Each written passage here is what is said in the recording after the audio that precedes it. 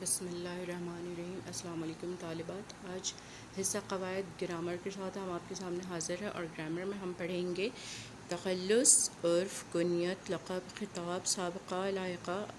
ان کی جو ہے ہم تعریف لکھیں گے، اور میں آپ کو بتاؤں گی کہ ان کی تعریف کیا ہے۔ سب سے پہلے تخلص ہے۔ شاعر کا قلمی نام تخلص کہلاتا ہے۔ یہ ایسے نام ہوتے ہیں جو شاعر اپنے اصلی نام کے بجائے شعروں میں استعمال کرتے ہیں، مثلا میر تقی میر، علامہ اقبال، الطاف حسین حالی وغیرہ۔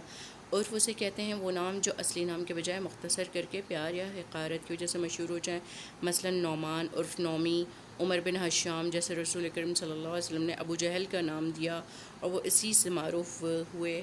اسی طرح کنیت ہے۔ کنیت اپنے جو نام باپ دادا کی روایت کے مطابق ہو، مثلا حضرت ابو بکر صدیق کی کنیت عبداللہ تھی۔